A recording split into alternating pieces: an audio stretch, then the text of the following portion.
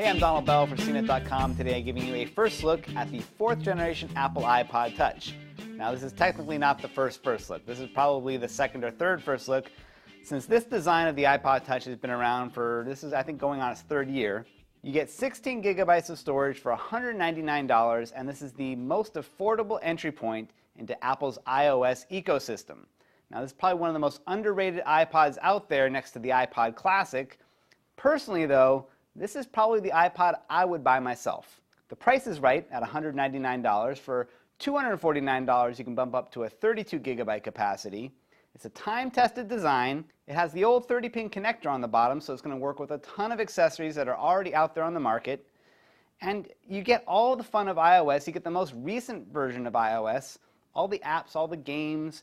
You get Bluetooth on here, AirPlay, Nike Plus integration, all the stuff you're used to seeing on an iPod Touch or an iPhone or an iPad, but you get in this small design. And like I said, the price is perfect. You're also getting twice the capacity that you got on last year's model, which was offered $199, just 8 gigabytes. This time you're getting 16 gigabytes for the same amount.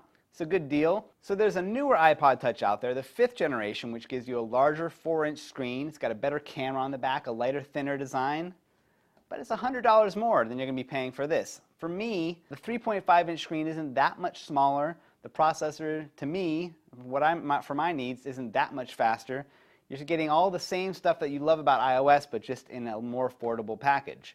I say the downside of going with this version of the iPod Touch instead of the most recent is that you're dealing with a slightly heavier design, a smaller screen, slower processor. If you're really into games and you want to stay on the cutting edge, go with the faster processor in the 5th generation iPod Touch. This, to me, is like my iPod Classic. This is a time-tested design that's been around for a while. A lot of great software for this, a lot of great apps, a lot of great things you can do with an iPod Touch. $199 is a great selling point. So there you go. That's the 4th generation Apple iPod Touch. It's not the fastest, it's not the flashiest, it's not the lightest or the biggest, but at $199, I can accept a lot of those sacrifices for a great product.